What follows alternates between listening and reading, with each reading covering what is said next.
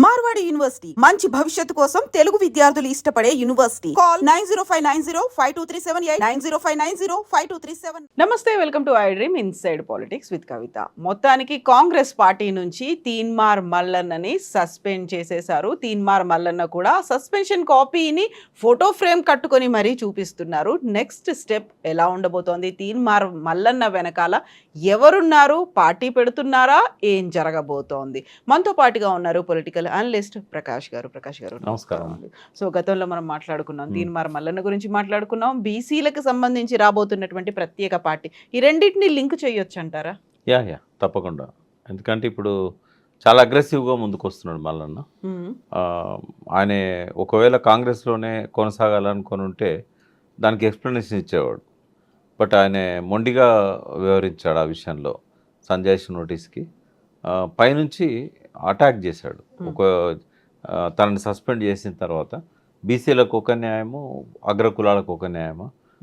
కోమటిరెడ్డి వెంకటరెడ్డి కానీ, రాజగోపాల్ రెడ్డి కానీ వాళ్ళు ఎన్ని మాటలన్నా కూడా వాళ్ళ మీద ఏం చర్య తీసుకోలేదు. ఈవెన్ క్రమశిక్షణా సంఘం చైర్మన్ ఉన్న చిన్నారెడ్డి కూడా తప్పు పట్టే విధంగా మాట్లాడాడు. ఆయన మీద కూడా చర్య తీసుకోవాల్సి ఉండే. బట్ ఆయన మా మీద చర్య తీసుకుంటాడా? ఆయనకే ఆ డిసిప్లిన్ లేదు అనే పద్ధతిలో చాలా అగ్రెసివ్గా అటాక్ చేశాడు. రెండవది ఆ ఫ్రేమ్ కట్టించి పెట్టుకున్నాడు అని చెప్పారు కదా, అదేంటంటే దీనికి ఒకరోజు బాధపడే పరిస్థితి వస్తుంది. మీరు ఆ బాధపడే పరిస్థితి వచ్చిన రోజు ఇది గుర్తుంటుంది మీకు. కాంగ్రెస్ పార్టీ కూడా పశ్చాత్తాపం చెందుతుంది, బాధపడుతుంది.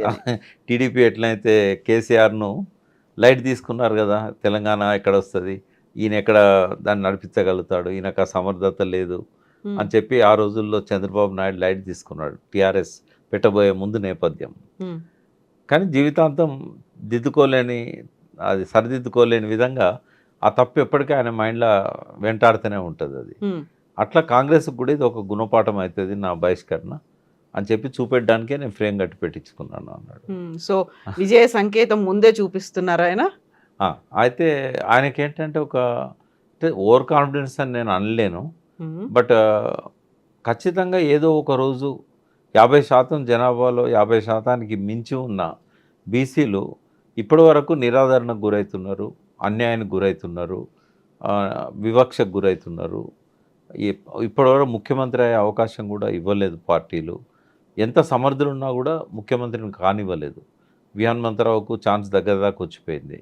శివశంకర్ గారు ఆయన అప్పుడు మొదటిసారి ఆయనకు ఆఫర్ చేసినప్పుడు ఆయన అంజయ్య గారు బీసీ అనుకొని అంజయ్య గారిని రికమెండ్ చేశాడు. తర్వాత తెలిసింది ఆయన భంగపడ్డాను, అంజయ్య బీసీ కాదు అని చెప్పి తర్వాత తెలిసింది ఆయనకి. బట్ ఎంతోమంది అరుగుల రాజారాం గారని నిజామాబాద్ కానీ, డి శ్రీనివాస్ గారు 2 సార్లు పార్టీని అధికారంలోకి తెచ్చాడు. డి శ్రీనివాస్ పిసిసి ప్రెసిడెంట్గా ఉండి. బట్ రాజశేఖర రెడ్డి గారు ఆయనకు అవకాశం ఇవ్వలేదు. అట్లాగే ఇంకా చాలామంది దగ్గర దాకా వచ్చిపోయారు. సో ఎందుకు మనం ముఖ్యమంత్రి కాకూడదు? ఈ అగ్రకులాలు వాళ్ళ ఆధీనంలో ఉన్న పార్టీల వెంట మనం ఎందుకు పోవాలి? మనమే ఒక స్వతంత్ర శక్తిగా ఎందుకు ఎదగలేము? మన వాళ్ళందరినీ మనం కలుపుకొని పోదామనే వైఖరి తీసుకొని ఏకపక్షంగా కూడా పోవట్లేదు ఆయన. అన్ని కులాలలో ఉన్న ఇంటలెక్చువల్స్ని, తర్వాత రాజకీయంగా ఆస్పిరేషన్స్ ఉన్న వాళ్ళను వీళ్ళందరినీ చేరదీస్తున్నాడు. వెంటనే పార్టీ పెట్టే తొందరపాటు పని కూడా చేయలేదు ఆయన. ఒక ఫ్రంట్ ఏర్పాటు చేద్దామన్న ఆలోచనలతో ఉన్నాడు. ఓ బీసీ ఫ్రంట్ ఒకటి జేఏసీ పేరుతోనో ఇంకో పేరుతోనో తీసుకొచ్చి అందరిని కలుపుకున్న తర్వాత ఇంటలెక్చువల్స్ యొక్క ఇన్పుట్స్ తీసుకొని, గతంలో ఉన్న అనుభవజ్ఞులతో కూడా సలహాలు తీసుకొని ఒక మంచి బలమైన శక్తిగా బీసీలను ఒకటి చేయాలనే ఆలోచనతో ఉన్నాడు. సరే, గతంలో మల్లన్న ఏంది అనేది పక్కకు పెడితే ఇప్పుడు ఆయన పోతున్న దారి అయితే సరైన దారి అని నేను అనుకుంటున్నాను. ఎవరున్నారంటారు ఆ దారిలో? ఈయనైతే ముందు కనిపిస్తున్నారు, ఆయన వెనకాలండి ఆయన నడిపిస్తోంది ఎవరంటారు? ఆయన కులాన్ని బలగాన్ని నమ్ముకున్నాడమ్మా, పార్టీని కాదా? పార్టీ బీజేపీ వెనకాల ఉంది అనే మాట. బీజేపీని ఆయన నమ్ముకోలేదు. గతంలోనే ఒకసారి పోయి తప్పు చేసిన అని చెప్పి మళ్ళీ బయటకు వచ్చాడు. కాబట్టి ఏ పార్టీ కూడా అవసరం లేదు నాకు. ఆయన ద్వారా నాకు తెలిసింది ఏంటంటే టీడీపీ కూడా ప్రయత్నం చేస్తున్నారు తనను ఆ పార్టీ అధ్యక్షునిగా బాధ్యతలు తీసుకోమని చెప్పడానికి. తర్వాత బీసీ వాదంతో ముందుకు వచ్చిన అంటే కాపు పవన్ కళ్యాణ్ కాపు సెగ్మెంట్తోని అక్కడ ఎట్లయితే అధికారంలోకి టీడీపీని తన యూనిటీ ఫ్రంట్ తీసుకొచ్చాడు కదా, మా నరేంద్ర మోడీ గారిని కూడా ఒప్పించి ఐక్యతకు, దాని ద్వారా ఆ రాజ్యాధికారానికి అక్కడ రాగలిగారు. సో ఇక్కడ కూడా జనసేన నెక్స్ట్ ఫేజ్లో తన పార్టీని బలోపేతం చేసుకోవడానికి ఒక ప్రయత్నం మొదలుపెట్టింది. వాళ్ళు కూడా కొంత మల్లన్న దిక్కు చూస్తున్నారు. బట్ మల్లన్న వాళ్ళిద్దరి దిక్కు చూడట్లేదు. మల్లన్న బీసీల దిక్కు చూస్తున్నాడు. ఆయన దినచర్య కూడా పొద్దున్న లేస్తే రాత్రి దాకా పెద్ద నాయకులను కలవడానికి పోవట్లేదు. ఆయన కలవడానికి కూడా ఎవరిని పర్మిట్ చేయట్లేదు. ఆయన ఎంతసేపు బీసీలను నమ్ముకున్నాడు కాబట్టి బీసీ సెక్షన్నే తనతో లేపాలి, తీసుకెళ్ళాలి అనే వైపుగా ఆయన ఆలోచిస్తున్నాడు. ఇప్పుడు బీసీ కుల సంఘాలన్నీ ఆయన వైపు ఉన్నాయా? నాయకుల్లో కూడా Teenmaar Mallanna is the best candidate అనే ఒక ఫీల్ కనిపిస్తోందా? అంటే బీసీలలో 2 రకాల నాయకత్వం ఉంది. ఒకటి ట్రెడిషనల్ లీడర్షిప్ ఉంది. యూత్ ఎవరిది కూడా దాన్ని ఇష్టపడట్లేదు. ట్రెడిషనల్ లీడర్షిప్ అంతా కూడా ఈ పార్టీల చేతుల్లోనే ఉంటారు, ఈ నాయకుల చేతులలో ఉంటారు.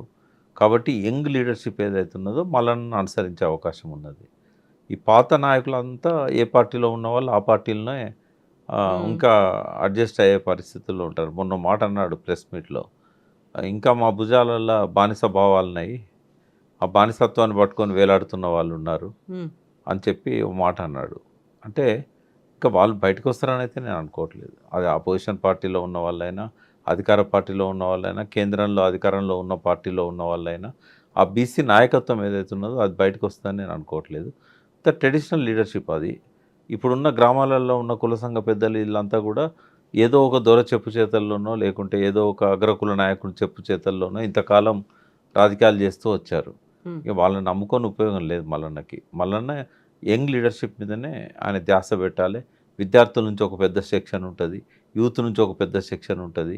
ఇప్పుడు ఎట్లాగో 51 స్థానాలు మహిళలకు రిజర్వ్ కాబోతున్నాయి తెలంగాణలో. ఈ డీలిమిటేషన్ తర్వాత 34 స్థానాలు పెరిగినట్టయితే 153 అవుతాయి. అందులో ఒక 51 స్థానాలు మహిళలకు రిజర్వ్ చేస్తారు.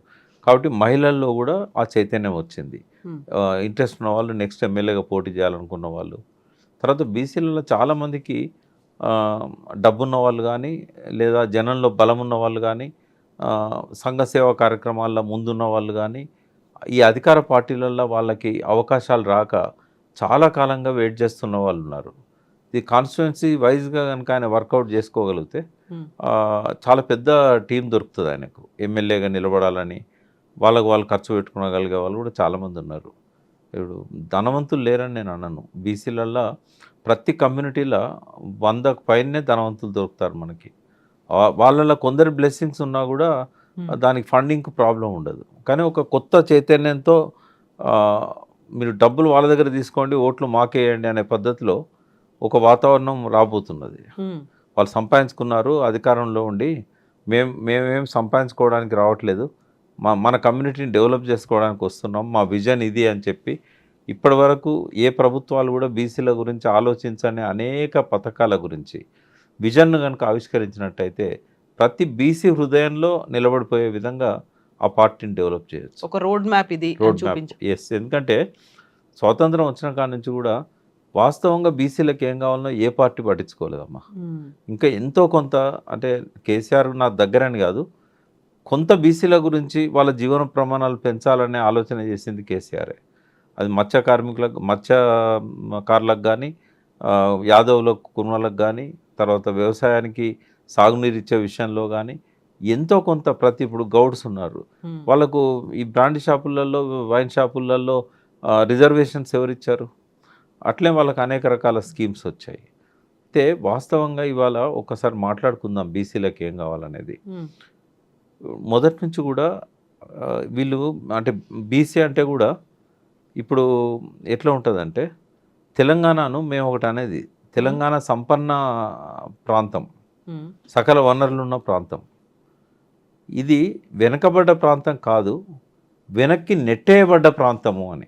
ఎవరు నెట్టేశారని? సమైక్య రాష్ట్రంలో కోస్తాంధ్రులు, సీమాంధ్రులు. అంటే అప్పటి నుంచే దుర్దశ మొదలైంది అని కదా. కొంత నిజాం పీరియడ్లో కూడా వెనక్కి నెట్టేయబడ్డారు కొంతవరకు. బట్ బీసీలు ఎన్నడూ వెనుకబడ్డ వాళ్ళు కాదు. ఎందుకంటే ఉత్పత్తి చేసేవాళ్ళు, కళా నైపుణ్యాలు ఉన్నవాళ్ళు, వాళ్ళు ఎందుకు వెనుకబడి ఉంటారమ్మా? ఏ విషయంలో వెనుకబడి ఉంటారు? ఉత్పత్తిని నమ్ముకున్న వాళ్ళు, ఉత్పత్తి చేసిన ప్రోడక్ట్స్ని అమ్ముకున్న వాళ్ళు, వాళ్ళ చేతిలో వృత్తి ఉన్నంత వరకు, వాళ్ళ లోపల శ్రమించాలనే తత్వం ఉన్నంత వరకు, వారి ఉత్పత్తుల్లో నైపుణ్యం ఉన్నంత వరకు వాళ్ళు ఎందుకు బీదవాళ్ళు ఉంటారు? ఒక రైతు ఒక వడ్రంగిని పిలిచి నాకు నాగలు కావాలని కర్ర ఇస్తాడు. చేసినందుకు అతను శ్రమిస్తాడు, నైపుణ్యాన్ని ఉపయోగిస్తాడు, ఉత్పత్తి చేస్తాడు. ఫ్రీగా చేయించుకుంటాడా? డబ్బులు ఇస్తాడు కదా. మరి ఎందుకు వెనుకబడి ఉన్నారు వాళ్ళు? ఆధునికతలో వృత్తి నైపుణ్యానికి స్థానం లేకుండా పోయింది. పారిశ్రామికీకరణ జరిగిన తర్వాత మెకనైజేషన్లో వృత్తులు మాయమైపోయినాయి, సాంప్రదాయ వృత్తులు అని పోయినాయి. ఆధునికత ఎప్పుడైతే వచ్చిందో, ఉదాహరణకు ఒకటే ఎగ్జాంపుల్ చెప్తాను నేను, మిగతా బీసీ కులాలన్నింటిని అర్థం చేసుకోవడానికి. ఒకప్పుడు మన ఇంట్లో కుమ్మరి లేకుండా ఇల్లు గడిచేది కాదు. కుమ్మరి ఇంటి మీద గూన కప్పేది, అవసరమైతే ఆ ఇంటికి కావాల్సిన మట్టిని సరఫరా చేసేవాడు. ఎవరన్నా ఇంటి ముందరికి వస్తే కాళ్ళు కడుక్కోవడానికి కడవ చేసేవాడు. చేతిలో ఒక మట్టి పాత్ర, చెంబు. ఈ ఇత్తడి సామాన్లు, అల్యూమినియం, ప్లాస్టిక్ రాకముందు సంగతి నేను చెప్తున్నాను. పారిశ్రామికీకరణ జరగక ముందు విషయాలు చెప్తున్నాను, మొన్నటి వరకు ఉన్న విషయాలు చెప్తున్నాను. వడ్లు దాచుకోవడానికి పెద్ద పెద్ద గాదెలు చేసేవాడు, గరిసెలు చేసేవాడు. ప్రతి అవసరానికి, ఇంట్లో వంట చేసుకోవడానికి కూడా కుండ, నీళ్లు దాచుకోవడానికి కడవలు, నీళ్లు మోసుకోవడానికి, నీళ్లు ఉంచుకోవడానికి ఎంత మంచిగా ఉండేది. అందులో పోస్తే ఎండాకాలం కూడా చల్లగా ఉంటాయి. ఇప్పటికి కూడా మనం నిర్మల్, రంజన్లు ఇవన్నీ వాడుతూ ఉంటాం. అయితే ప్రతి ఒక్క అవసరానికి పనికొచ్చిన కుమ్మరి ఇవాళ ఏమైపోయాడు? ఆధునీకరణలో ఆయన వృత్తి ఏమైపోయిందంటే, ఎక్కడైనా కళ్ళు వాడితే లొట్టి, ఇంకా వాటికి కూడా ప్లాస్టిక్ వస్తాయేమో, ఇప్పటివరకు అయితే రాలేదు. కళ్ళు వాటిని లొట్టి అంటాం, తాడి చెట్టుకు పైన కడతారు. రెండవది, ఎవరైనా చస్తే ఆ నిప్పు పట్టుకపోవడానికి చావు కుండలు, తర్వాత పెళ్ళికి ఐరన్ కుండలు. మరి ఇన్ని చేసిన కుమ్మరి ఈ 3 కుండలకు పరిమితం అయిపోయాడు. ఉగాది పచ్చడి కుండ. ఇంకా ఎట్లా బతుకుతాడు ఆయన? ఆయన ఏమైపోయాడు? ఆ వృత్తిని వదిలిపెట్టేసి అడ్డం మీద కూలిగా మారిపోయాడు. ఒకవేళ ఈ వస్తువుల తయారీలో, ఆధునీకరణ వల్ల వచ్చిన వస్తువుల తయారీలో అతన్నే ఆ నైపుణ్యాన్ని పెంచి అతనికే ఆ పెట్టుబడి ఇచ్చినట్టయితే ప్రభుత్వాలు, ఎందుకంటే మారుతున్న క్రమంలో ఆ వృత్తులను కూడా ఆధునీకరించాలి కదా, ఆ వృత్తికారులకు కూడా శిక్షణ ఇవ్వాలి కదా. చాలాసార్లు కేసీఆర్ గారిని విమర్శించారు. ఈ గొల్ల కుర్మలలో మా తల్లిదండ్రులు గొర్రెలు కాస్తున్నారు, మేము కూడా గొర్రెలు కాయన్నా, మీ గొర్రెల స్కీమ్ పెడుతున్నావు కదా, మేము కూడా గొర్రెలు కాయన్నా, మాకు ఉద్యోగాలు ఇవ్వండి, గొర్రెలు కాదు అని చెప్పి అన్నారు. అక్కడ జరిగిన లోపం ఏంటంటే, సరే ఇంకా గొర్రెలు కాసే వాళ్ళు ఉన్నారు కాబట్టి దాన్ని ఏం అడ్డుకోవాల్సిన అవసరం లేదు. బట్ ఆ గొర్రెలు మేపిన వారి కుమారులు, కుమార్తెలు వాళ్ళంతా కూడా డిగ్రీలు చేసిన వాళ్ళు ఉన్నారు కదా, వీళ్ళని 40 గొర్రెలు కాయమంటే కాయరు కదా. కానీ గొర్రెల సంఖ్య పెంచుకోవడానికి వీళ్ళ పేరు మీద దరఖాస్తులు పెట్టారు వాళ్ళు. 25% కడితే 75% గవర్నమెంట్ ఇస్తుంది కాబట్టి. బట్ మాంసము ఆధునీకరణ లోపల ఎన్ని రకాలుగా దాన్ని బై ప్రోడక్ట్స్ తయారు చేయవచ్చు. గొర్రె తోలు దగ్గర నుంచి ఫస్ట్ బూరు, ఆ బూరు ద్వారా చేయగలిగే ఉన్ని ప్రోడక్ట్స్, తర్వాత మాంసము. ఆ మాంసం ఇప్పుడు అల్కబీర్ అని ఒకటి ఉంది ఇక్కడ రుద్రారం దగ్గర. అల్కబీర్లో ఒకసారి పశువు పోయినట్టయితే ఇంకా ఏది బయటికి రాదు. అంటే ఆ పశువులో ఉన్న ప్రతిదీ కూడా ఉపయోగపడుతుంది. మాంసం అమ్ముతారు, తర్వాత అందులో మలమూత్రాలను కూడా వాళ్ళు ఎన్కాష్ చేసుకుంటున్నారు, పేగుళ్ళల్లో మిగిలిపోయిన మలమూత్రాలని. అంటే ప్రతి కొమ్ములను ఉపయోగించుకుంటున్నారు, చర్మాన్ని ఉపయోగించుకుంటున్నారు, రక్తాన్ని కూడా ఉపయోగించుకుంటున్నారు. మరి అటువంటప్పుడు ఈ గొర్రెలను ఎట్లా కటింగ్ కోసమే కదా అవి పెంచేది. మేకలైనా గొర్రెలైనా లాస్ట్ కోసుకోవడానికే కదా. మరి ఈ బై ప్రోడక్ట్స్ తయారు చేసే మిషనరీని కానీ, ఆ స్కిల్ కానీ ఆ కుటుంబాల నుంచి వచ్చిన యువకులకు ఎందుకు ఇవ్వకూడదు? ఇస్తే వాళ్ళే ఇక్కడ పరిశ్రమలు పెట్టుకొని మాంసం పచ్చళ్ళు కూడా విదేశాలకు ఎగుమతి చేసేవాళ్ళు కదా. అంటే ఆ వైపుగా ఆలోచించలేదు. ఇప్పుడు ఫిషరీస్, చేపలు అమ్ముకోవడానికి చెరువులలో చేపలు పెంచుకోండి అని చెప్పేసి ప్రభుత్వమే కొన్ని కోట్ల చేప పిల్లల్ని నీళ్ళల్లో వదిలేసింది. వాళ్ళు మార్కెటింగ్ ఎక్కడ చేసుకోవాలి? ఏమైంది, కాంపిటీషన్లో రేట్లు పడిపోయినాయి. అంతకుముందు చేపల ధర సగానికి వచ్చింది. ఇప్పుడు ఎక్కడ చూసినా చేపలు అమ్ముతున్నారు వాస్తవమే, బట్ వాళ్ళ ఆదాయము ఇంకొక రకంగా పెంచుకోవడానికి అవకాశం ఇవ్వలేదు. ఆ చేపల ద్వారా కూడా రకరకాల ఉత్పత్తులను తయారు చేయవచ్చు కదా. అంటే ఒక లెవెల్ వరకే ఈ ప్రభుత్వాలు ఆలోచిస్తున్నాయి. ఇంకా డీప్గా ఎవరు ఆలోచిస్తారు అంటే వాళ్ళే ఆలోచించగలుగుతారు. ఆ కులానికి సంబంధించిన వాళ్ళు, ఆ వృత్తికి సంబంధించిన వాళ్ళు, వాళ్ళకేం కావాలనో వాళ్ళే ఆలోచిస్తారు. అందుకే ఈ బడ్జెట్లన్నీ కూడా ఎట్లా తయారవుతున్నాయంటే పార్టీకి ఏం లాభం, ప్రభుత్వంలో ఉన్న నాయకులకి ఏం లాభం, కార్యకర్తలకి ఏం లాభం, అవి స్కీమ్లే వస్తాయి తప్ప ఒక రచ్చబండ దగ్గర ఆ ఊర్లో ఉన్న సబ్బండ కులాలను పిలిచి మీ కులానికి ఏం కావాలి, మీ కులానికి ఏం కావాలి, మీ కులానికి ఏం కావాలి, దానికి ఎంత బడ్జెట్ కావాలి ఇన్వాల్వ్ చేయలేదు ఎవరు. ఇంకా చాకలి వాళ్ళ ఊర్లలో చాలా శక్తి అంతా ఉపయోగించి బండకు బట్టలు చూతాను నీళ్ళల్లో. మిషన్లు వచ్చి ఎంతకాలం అయిందమ్మా? మన ఇళ్ళల్లో మాత్రం వాషింగ్ మిషన్లు పెట్టుకుంటున్నాం. మరి ఇన్స్టిట్యూషనల్గా ఎందుకు చేయకూడదు దాన్ని? ఊర్లో వాళ్ళ బట్టలన్నీ కూడా ఒక కోఆపరేటివ్ సొసైటీ ఏర్పాటు చేసి చాకలి వాళ్ళది, అందులో అది పెట్టేసి బట్టలు ఉతికే కార్యక్రమం ఎందుకు పెట్టకూడదు? ఇప్పుడు మొన్న సింగపూర్, మలేషియా పోయినప్పుడు చూసా. అక్కడ ఏం చేస్తారంటే మనకు అన్ని షాపులు ఉన్నట్టే ఒక షాప్లో అన్ని వాషింగ్ మిషన్స్ ఉంటాయి. వాళ్ళు బట్టలు ఇచ్చినట్టయితే ఒక అరగంట సేపట్లో దాన్ని అంతా ఉతికి డ్రై చేసి ఐరన్ చేసి ఇస్తారు. ఇట్లాంటివి ఎందుకు పెట్టేయకూడదు చాకలి వాళ్ళతో? ఇప్పుడు ఎక్కడెక్కడ నుంచో మంగళ షాపులు ఈ లండన్ నుంచి ఇంకొక నుంచి వచ్చి ఇక్కడ సెలూన్స్ పెడుతున్నారు, కార్పొరేట్ అయిపోయింది. మరి ఇక్కడ ఉన్న మంగళ పిల్లలు డిగ్రీ చదివిన వాళ్ళు, పీజీ చదివిన వాళ్ళు వాళ్ళ దగ్గర పోయి కూలీకి పనిచేస్తున్నారు, జీతానికి పనిచేస్తున్నారు. వాళ్ళకి ఎందుకు ఇవ్వకూడదు? అట్లాంటివి పెట్టుకోవడానికి అవకాశం ఎందుకు ఇవ్వకూడదు? కేవలం కరెంటు ఫ్రీ అని చెప్పారు, లేదా ఇన్ని యూనిట్ల వరకు ఫ్రీ అని చెప్పారు, కొంత నామినల్గా కొంత లోన్లు ఇచ్చారు.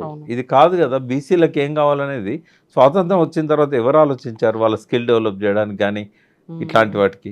ఇవన్నీ కూడా తీన్మార్ మల్లన్న ఆలోచించి అవన్నీ ఇంక్లూడ్ చేసి ముందుకెళ్తాడు. మేమంతా ఉన్నాం కదా, మేమంతా ఉండమా?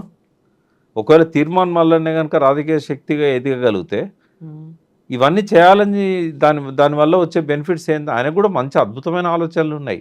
బయటికి కనబడే మల్లన్న వేరు, ఇంటర్నల్గా మల్లన్న వేరు. ఇప్పుడు కేసీఆర్ గారు భాష రాకనా పరుష పదాలు వాడింది? రేవంత్ రెడ్డి భాష రాకనా? వాళ్ళకు కొన్ని లక్ష్యాలు ఉంటాయి. కావాలని ఆచితూచి ఆ భాష కావాలని మాట్లాడతారు, అలవోకగా రాదు. మల్లన్న కూడా అంతే, తనంతా ఎలివేట్ చేసుకోవడానికి, సెన్సిటైజ్ చేయడానికి ఇట్లాంటి విషయాలలో ఆయన ఆ భాష వాడి ఉండొచ్చు. బట్ అది చూసి మల్లన్న గింతే అని అనుకుంటే తప్పు. ఆయనకు అద్భుతమైన ఆలోచనలు ఉన్నాయి బీసీలను ఎట్లా డెవలప్ చేయాలనే విషయంలో. కానీ ఇంకోటి, తనకు తెలిసిందే వేదం అనుకునే వ్యక్తి కాదు ఆయన, అందరినీ కన్సల్ట్ చేస్తున్నాడు. డెఫినెట్గా ఆయన ఒక సమిష్టి నాయకత్వంతోనే ముందు పోతారని నేను అనుకుంటున్నాను. ఒక వ్యక్తిగా కాకుండా ఒక సమిష్టి శక్తిగా ఎదగాలి. అట్లయితేనే బీసీ పార్టీ నిలబడుతుంది. మళ్ళీ వ్యక్తి డామినేషన్తో ఉంటే మాత్రం అది నిలబడదు. ఇప్పుడు దశాబ్దాలుగా ఆర్ కృష్ణయ్య పోరాటం చేస్తూ వస్తున్నారు. అటు రాజ్యసభలో కూడా రిప్రజెంటేషన్స్ అనేవి ఇస్తూ వచ్చారు. ఆ తర్వాత ఇప్పుడు ఏ కులానికి ఆ కులం పెద్దలందరూ కలిసి సమావేశాలు అవుతున్నాయి. మళ్ళీ నేను సస్పెండ్ చేసిన తర్వాత విహెచ్ వాళ్ళ ఇంట్లో కూడా సమావేశం జరిగింది, కాంగ్రెస్ పార్టీకి అది కూడా తెలిసింది. ఇవన్నీ అవుతున్నప్పుడు అందరూ మళ్ళీ ఏకమయ్యి ఇంకొకరు కొత్తగా వచ్చాడు ఒక యువకుడు, ఆయన్ని ఎంకరేజ్ చేస్తూ లేకుంటే ఆయనతో మేమున్నామని చెప్పడం అనేది సాధ్యమవుతుందంటారా? అంటే మీరు గమనించాలి, మల్లన్న లేచిన తర్వాతనే వీళ్ళందరికీ గౌరవం దొరుకుతుంది. ఓకే, విహెచ్ ఇంట్లో నేను కూడా అటెండ్ అయినాను. బీసీ, అది బీసీది కాదు, మున్నూరు కాపులదే. ఒక మున్నూరు కాపుగా నన్ను కూడా పిలిచారు. అక్కడేమో యాంటీ కాంగ్రెస్ స్టాండ్ కానీ యాంటీ కాంగ్రెస్ మాటలు కానీ ఏం లేవు. అక్కడ జరిగిందంత ఏంటంటే రేవంత్ రెడ్డి చెప్పాడు అన్ని కులాల వాళ్ళకు, మీరు మీ కులాలలో మీటింగ్స్ పెట్టుకోండి, మీకు ఏం కావాలో నన్ను అడగండి, నేను చేయకపోతే నన్ను తప్పట్టండి, మీ డిమాండ్స్ ఏందో చెప్పండి అంటే వాళ్ళు మీటింగ్స్ పెట్టుకున్నారు. పిహెచ్ కూడా అదే ఉద్దేశంతో మీటింగ్ పెట్టాడు. పెట్టిన తర్వాత మున్నూరు కాపులకు ఏం కావాలనేది చర్చ జరిగింది ఆడ. దానికి సంబంధించే కొన్ని డిమాండ్స్ రాశారు. అవి రేవంత్ రెడ్డి గారికి ఒక రిప్రజెంటేషన్ రూపంలో ఇవ్వాలనుకున్నారు. కానీ అక్కడ ఇంకొక అదనంగా మాట్లాడుకున్నది ఏంటంటే మన శక్తి ఎంతో చూపెట్టాలి, కులగణలో మనం తక్కువ చూపెట్టారు అంటే అది రెండు రకాలుగా ఆలోచించవచ్చు. కులగణనలో చాలామంది నమోదు చేసుకోకపోవడానికి ఇంకో కారణం కూడా ఉంది. ఏంటంటే వీళ్ళు రకరకాల ప్రశ్నలు అందులో అంటే ఇంక్లూడ్ చేసి ప్రొఫెసర్లను కూడా తప్పట్లేరు. తయారు చేసిన వాళ్ళకి ఏంటంటే బీసీలలో ఏ రకంగా ఉంది వాళ్ళ ఆర్థిక పరిస్థితి, వాళ్ళ సామాజిక పరిస్థితి, ఇవన్నీ కూడా తెలుసుకోవడానికని ఇంట్లో ఫ్రిడ్జ్ ఉందా లేదా అని కూడా అడిగారు. అందులో ఏసీ ఉందా, ఫ్రిడ్జ్ ఉందా, ఇట్లాంటివి కూడా అడిగారు. అయితే వీళ్ళు ఏమనుకున్నారు, వాళ్ళకున్న బర్రెల వివరాలు, ఆవుల వివరాలు ఇవన్నీ రాస్తే రేషన్ కార్డులు క్యాన్సిల్ అవుతాయేమో, మనకు వచ్చే పథకాలు ఆగిపోతాయేమో. ఎందుకంటే రేవంత్ రెడ్డి రకరకాల పారామీటర్స్ పెడుతున్నాడు స్కీమ్లు ఇవ్వడానికి. ఇదివరకు ఇచ్చిన స్కీమ్లనే కొనసాగించడానికి కూడా రకరకాల ఇవి పెడుతున్నాడు. రేపు ఈ సర్వే రిపోర్ట్ పోయినాక మన అన్ని కట్ చేస్తాడేమో అనే భయంతో చాలామంది సర్వేలో పాల్గొనలేదు. అట్లాంటి జరిగింది. అది ఉద్దేశపూర్వకంగా జరిగిందని నేను అనేదానికంటే ఇట్లాంటి వాటి వల్ల జరిగి ఉండదు. బట్ ఏది ఏమైనా కూడా సర్వే సరిగా లేదు అనేది మాత్రం వాస్తవం. ఒకటే ఉదాహరణ ఏంటంటే రెడ్ల సంఖ్య కంటే మున్నూరు కాపుల తక్కువ చూపెట్టారు. మీరు ఏ ఊరికి పోయినా కూడా ఊర్లో ఒక రెడ్డి ఉంటే 20 కాపుల కుటుంబాలు ఉంటాయి. తర్వాత చాలా 4-5 జిల్లాలలో మున్నూరు కాపులు పక్కన రెడ్డి అని పెట్టుకుంటారు. వాళ్ళందరినీ రెడ్ల ఖాతాలో వేసేసారు. ఇట్లాంటివన్నీ జరిగినాయి. కాబట్టి మేము చెప్పింది ఏంది, బిహెచ్కి గ్రామాన వాళ్ళు సర్వే చేసినాయి అంటించినట్టయితే ఎవరు అసలు రెడ్డి, ఎవరు మున్నూరు కాపు రెడ్డి అనేది తేలుతుంది. అట్లా ఎవరెవరైతే ఎన్రోల్ చేసుకోలేదో ఆడ ఎన్రోల్ చేసుకోవడానికి అవకాశం ఉంటుంది. కాబట్టి అవన్నీ డిస్ప్లే చేయమని చెప్పాం. అట్లా క్యాబినెట్లో కూడా ఇప్పటి వరకు మున్నూరు కాపు మంత్రి లేని క్యాబినెట్ లేదు. కేసీఆర్ 2 క్యాబినెట్లలో కూడా మున్నూరు కాపు ప్రతినిధి ఉన్నాడు. ఓసారి జోగురామన్న, ఓసారి గంగుల కమలాకర్. ఈసారి లేదు. అంటే బూరుగుల రామకృష్ణారావు గవర్నమెంట్ నుంచి ఈరోజు వరకు లేకుండా ఎన్నో లేదు. కాబట్టి మనకు అన్యాయం జరిగింది. మీరు అది ఆయన దృష్టికి తెచ్చి ఆ పార్టీలో ఉన్న చేయాలి. ఇప్పుడు దానం నాగేందర్ ఆ పార్టీలో పోయాడు, మున్నూరు కాపు. గంగుల కమలాకర్ టీఆర్ఎస్లో ఉన్నాడు కాబట్టి ఆయనకి ఇవ్వరు. ఆది శ్రీనివాస్ ఉన్నాడు, విప్ ఇచ్చారు ఆయనకి. మరి ఆయనకి ఎలిజిబిలిటీ ఉంది కదా. రేపు ఎల్లుండో సస్పెండ్ అయ్యే, అంటే ఎలక్షన్ కమిషన్ నుంచి తాకీదు అందుకోబోతున్న దానంకి ఇయ్యరు. ముగ్గురే ఉన్నారు మున్నూరు కాపు ఎమ్మెల్యేలు. మరి ఆయనకి ఇవ్వచ్చు కదా అని చెప్పి ఇట్లాంటి విషయాల మీదనే మాట్లాడడం తప్ప తీర్మాన మరణ గురించి చర్చ రాలేదు, ఎవరి గురించి చర్చ రాలేదు. అది అయితే బీసీలలో ఒక ట్రెండ్ ఏముంటుందమ్మా, మేము పార్టీ పెట్టినప్పుడు కూడా టీఆర్ఎస్ కేసీఆర్ గారి దగ్గరికి వచ్చి కొంతమంది టీడీపీలో ఉన్న బీసీ నాయకులు ఏం చెప్పేటోళ్ళు అంటే, నువ్వు ఇట్లే ఫైట్ చేయన్నా, నువ్వు చేస్తే మాకు గౌరవం పెరుగుతుంది ఆడ. అంటే మన తెలంగాణ నాయకులు, బీసీ కానీ లేకుంటే ఓసీ కానీ, తెలంగాణ నాయకులకు తెలంగాణ ఉద్యమం వస్తుందంటే చంద్రబాబు విలువ ఇచ్చేవాడు. అక్కడ వీడు పోకుండా కాపాడుకోవాలి ఆ పార్టీకి. అట్లనే ఇప్పుడు మల్లన్న నెంబడి పోకుండా కాపాడుకోవాలి, మల్లన్న భావజాలంలో బీసీలు పడకుండా చేయాలంటే ఏం చేయాలి? ఇప్పుడు బీసీ ముఖ్యమంత్రి ఇస్తానని బీజేపీ చెప్పాలి. మళ్ళీ ఇప్పుడు బీసీలలో 6 స్థానాల్లో కనీసం 2-3 బీసీలకు ఇవ్వాలని రేవంత్ రెడ్డి ఆలోచించాలి.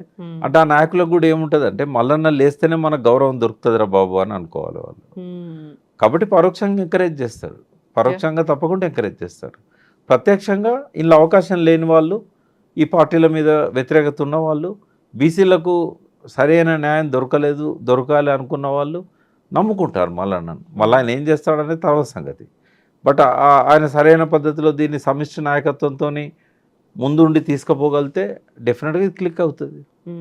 అయితే తీన్మార్ మల్లన్న గతంలో ఒక మాట అన్నారు, రెడ్డి కులానికి సంబంధించినటువంటి లాస్ట్ సీఎం రేవంత్ రెడ్డి అవబోతున్నాడు అని ఆయన చెప్పిన తర్వాత ఇప్పుడు టీపీసీసీ చీఫ్ మహేష్ కుమార్ గౌడ్ ఒక మాట అన్నారు, నెక్స్ట్ కాబోయేది బరాబర్ బీసీఏ సీఎం అవుతాడు, కాంగ్రెస్ పార్టీ చేస్తుంది అనేది.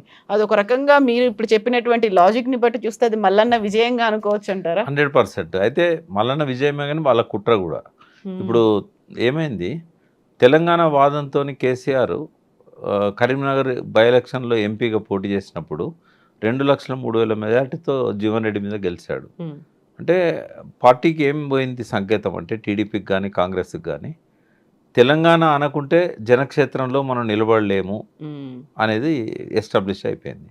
వెంటనే మళ్ళీ ఉప ఎన్నికలకు కేసీఆర్ తెరదీశారు. 2008లో 15 మంది ఎమ్మెల్యేలు రిజైన్ చేశారు, 4 ఎంపీలు రిజైన్ చేశారు. అప్పుడు కేసీఆర్ సక్సెస్ కాలేదు. ఎందుకు కాలేదనంటే, ఈ కరీంనగర్ గుణపాఠాన్ని తీసుకున్న ఈ 2 పార్టీలు కూడా మేము తెలంగాణకు అనుకూలమే అని చెప్పేసి ఇద్దరు కూడా స్లోగన్స్ ఇచ్చారు. కాంగ్రెస్ జెండాలో తెలంగాణ పెట్టుకున్నారు, చేయి గుర్తు. ఆ ప్లేస్లో జెండా మేము కాంగ్రెస్ తెలంగాణ అన్నది. టీడీపీ కూడా మేము తెలంగాణకు వ్యతిరేకం కాదు, మేము తెలంగాణకు అనుకూలమే అని చెప్పి వాళ్ళు గోడ్ల మీద రాతలు రాశారు.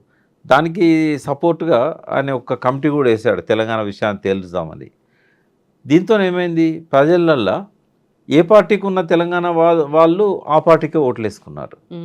దెబ్బ ఎవరు తగిలింది, కేసీఆర్ తగిలింది. అంటే కేసీఆర్ని కొట్టాలనంటే ఈ తెలంగాణ వాదాన్ని మనం కూడా ఎత్తుకోవాలనేది ఆ రెండు పార్టీలు ఎట్లా ఆలోచించినాయో, మల్లన్నను కొట్టాలంటే బీసీకి ముఖ్యమంత్రి ఇస్తామని ఈ రెండు పార్టీలు చెప్పాల్సిన పరిస్థితి వచ్చింది. అది బీసీల ఓట్లు తీల్చడానికి జరిగే కుట్ర. కాకపోతే ఇప్పుడు ఆ రెండు పార్టీలకు ఒక అనివార్యమైనటువంటి పరిస్థితి. What about BRS? అక్కడ అట్లాంటి పరిస్థితి అసలు ఉత్పన్నం కాదు కదా. బీఆర్ఎస్కి ఉండే పాజిటివ్ ఆస్పెక్ట్ ఏంటంటే వాళ్ళు చేసిన మంచి పనులు. ఇప్పుడు నిన్న ఒక లంబడామే ఒక టీవీలో చూశాను నేను మాట్లాడుతుంటే, దయ్యాన్ని నెత్తికెత్తించుకొని దేవుణ్ణి పక్కకు పెట్టినాం, మాకు ఇట్లా జరగాల్సిందే అని ఆమె తిట్టుకుంటా ఉన్నది. అంటే అది కేసీఆర్ కలిసి వచ్చే అంశం. రెండవది, బీసీ నాయకత్వం ఇప్పుడు గ్రామాన పూలన్నీ ఉన్నాయి, ఓ సూది దారం పట్టుకుపోయి కుచ్చుకోవాలి. కానీ కేసీఆర్కు ఎస్టాబ్లిష్డ్ లీడర్షిప్ ఉంది. హైదరాబాద్ నుంచి గ్రామీణ స్థాయి వరకు ఎస్టాబ్లిష్డ్ లీడర్షిప్ ఉంది. ఇప్పుడు ఎమ్మెల్యేలు ఉన్నారు, పోయిన ఎమ్మెల్యేలు కూడా ఇప్పుడు 7 మళ్ళీ వాపసు వస్తున్నారు. ఎంతమందిని ఆయన తీసుకుంటారో తెలియదు. బట్ ఇదంతా కేసీఆర్ బలం కదా, చేసిన మంచి పనులు కావచ్చు, తెలంగాణ తెచ్చిండనే ఒక క్రెడిబిలిటీ కావచ్చు, లాస్ట్ టైం మనమే ఓడించాం తప్పు చేశామనే ఒక పశ్చాత్తాపం కావచ్చు, ఈ సింపతి కావచ్చు, ఇదంతా కూడా ఆయన కలిసి వచ్చిన అంశం. ఆయన కూడా నేనేం వెనుకబడి లేను అని చెప్పుకోవడానికి బీసీ నాయకత్వాన్ని ఎంకరేజ్ చేస్తున్నాడు. రేపు మొన్న తమిళనాడు కూడా పంపించాడు. తర్వాత వాయిస్ విప్పింది వాళ్ళే 42% మీద. దానికోసం కూడా కేటీఆర్ గారు బాగా మాట్లాడారు. కాబట్టి వాళ్ళు కూడా మేమే వెనుకపో అన్న పద్ధతిలోనే టీఆర్ఎస్ మేనిఫెస్టోలోనే ఉంది 51% బీసీ ఎస్సీ ఎస్టీ మైనార్టీస్కి మేము పదవులు ఇస్తాము అని. కాబట్టి ఒక పోటీ అనేది ఉంటుంది, ఒక హెల్దీ కాంపిటీషన్ అనేది ఉంటుంది.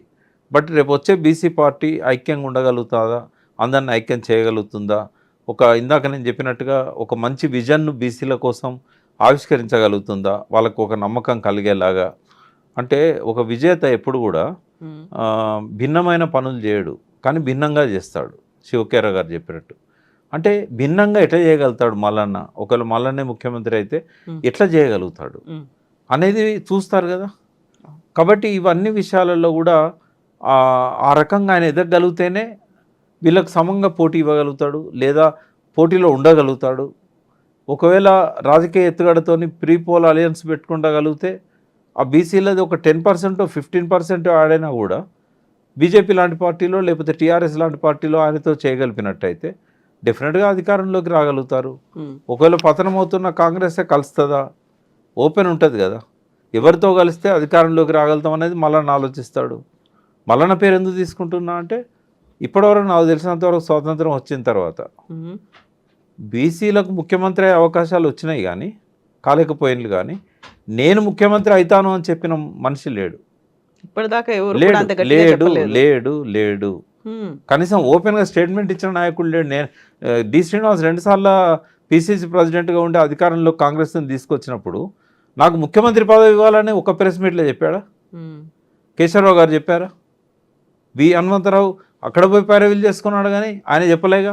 అరుగుల రాజారాం గారు చెప్పలే కదా. నేను అప్రిషియేట్ చేసేది మల్లన్న అక్కడ. అంటే ఎప్పుడు నేను యూత్కి ఏం చెప్తానంటే, మీకు డ్రీమ్స్ ఉండాలి. అబ్దుల్ కలాం చెప్పినట్టు dare to dream, strive to achieve. అది రేవంత్ రెడ్డి చేయగలిగాడు. 5 ఏళ్ల కింద నేను ముఖ్యమంత్రిని అవుతానని చెప్పి కొట్టగలిగాడు. మరి అది ఇన్స్పిరేషన్ ఇస్తుంది కదా మల్లన్నకు. మళ్ళీ వీళ్ళిద్దరు ఎవరిని ఫాలో అవుతున్నారు? కేసీఆర్నే ఫాలో అవుతున్నారు. ఒక రాజకీయ శక్తిగా ఒక బక్కపల్చని వ్యక్తి, 10 మంది కూడా ఫాలోయింగ్ లేని వ్యక్తి, చేతిలో డబ్బు లేని వ్యక్తి, కులబలం లేని వ్యక్తి తెలంగాణను సాధించడమే కాక 2 టర్మ్ ముఖ్యమంత్రి అయిండు. అదే కదా వాళ్ళని ఇన్స్పైర్ చేసింది. ఆయనే కదా రోల్ మోడల్. అందుకే ఆయన మాట్లాడే మాటలను కాపీ కొడతారు, సామెతలను కాపీ కొడతారు. తెలంగాణ ప్రజలకు కనెక్ట్ కావాలంటే ఎట్లా మాట్లాడాలనో ఆయన దగ్గర నుంచి తీసుకుంటారు. శత్రువుని ఎట్లాంటి మాటలతో అవమానపరచవచ్చో నేర్చుకున్నారు, అనగదొక్కచ్చో నేర్చుకున్నారు. అంటే తెలంగాణ భాషలో చెప్పాలంటే, అరే కేసీఆర్ జుట్లకెళ్ళి రేవంత్ రెడ్డి పుట్టిండ్రా అని మొన్నటిదాకా అన్నారు. అరే రేవంత్ రెడ్డి జుట్లకెళ్ళి మల్లన్న పుట్టిండ్రా అనే కాడికి వచ్చింది. అంటే డెఫినెట్గా ఒక విజను ఒక ప్యాషను ఉన్నవాడు సంఘటిత శక్తిగా ఎదగలిగితే రిసోర్సెస్ అన్నిటిని మేధావులను విద్యావంతులను కలుపుకొని అన్ని సెక్షన్స్ కనుక కలుపుకోగలిగితే ఎదురుండదని నేను అనుకుంటాను. ఎందుకంటే వీళ్ళందరూ ఇదివరకు అధికారంలో ఉన్నవాళ్ళే. కొత్తగా మన కోసం ఒక శక్తి వస్తుంది, మనవాడు వస్తున్నాడు, మనవాడు మనకి ఇన్ని చేస్తానంటున్నాడు. ఇవన్నీ ఎవరన్నా ఆలోచించిందా? అసలు గతంలో ఉన్న ఏ పార్టీ అన్నా ఆలోచించిందా? నరేంద్ర మోడీ బీసీ అయినా ప్రధానమంత్రిగా ఉండి ఆలోచించాడా? ఇట్లాంటివన్నీ వస్తాయి కదా. ఒక పాజిటివ్ యాంగిల్ కనిపిస్తుంది. ఆయన పార్టీ స్ట్రక్చర్ ఎంత ముఖ్యమో విజన్ అంత ముఖ్యం. తెలంగాణ రాకముందు కూడా ఆ విజనే తెలంగాణ ప్రజల్ని తెలంగాణ వైపు తీసుకొచ్చారు. అవును. తెలంగాణ వస్తే నాకేమొస్తుంది అన్న ప్రతి ఒక్కడికి కేసీఆర్ సమాధానం చెప్పాడు, నీకేమొస్తుంది అని. సరే అందరికీ అన్నీ వచ్చినాయంటే ఆ ప్రాసెస్లో ఉండగానే పడిపోయింది ఆయన. బట్ అది ఆ హామీ ఇవ్వగలగాలి, ఆ స్పష్టత ఇవ్వగలగాలి, ఆ వైపుగా ఆలోచించగలగాలి, తను చేయగలుగుతాడనే ఒక సమర్థతను అతను నిరూపించుకోగలగాలి, మాట్లాడే మాటలో తేడా రావాలి. అదివరకు ఒక పార్టీ నాయకునిగానో, ఒక జర్నలిస్ట్గానో, ఒక విమర్శకునిగానో, ఒక యూట్యూబర్గానో ఏవైనా మాట్లాడచ్చు. కానీ ఒక ముఖ్యమంత్రి స్థాయి ఆశిస్తున్నావు అని అంటే ఆ ప్రాసెస్ అంతా మారాలి, ఆ భాష మారాలి, ఆ ఉందాతనం రావాలి, ఆ నమ్మకాన్ని ప్రజల్లో ఇవ్వగలగాలి. అది ఇప్పుడు ఆయన ముందున్న ఛాలెంజ్. తను మార్చుకోగలగాలి. అప్పుడే ఆ బీసీలలో ఉన్న వాళ్ళు కూడా ఇతను ఏకఛత్రాధిపత్యం చేసే వ్యక్తి కాదు, అగ్రకుల నాయకుల్లాగా అహంకారం లేదు, అహంభావం లేదు, ఇతను మనవాడు, మట్టి బిడ్డ, మట్టిలో నుంచి వచ్చినవాడు, ఓ దళితురాలను వైఫ్గా స్వీకరించినవాడు, అందరితో పాటు పేదరికంలో పెరిగినవాడు, ఇతనికి మన బాధలు తెలుసు, ఇతనికి మన గురించి బాధ్యతలు ఉన్నాయి అని గ్రహించగలిగే విధంగా ఆయన లీడర్షిప్ని ఆయన మోల్డ్ చేసుకోగలిగితే డెఫినెట్గా తెలంగాణ ప్రజల్లో ఒక వైబ్రాంట్ కల్చర్ ఉంది.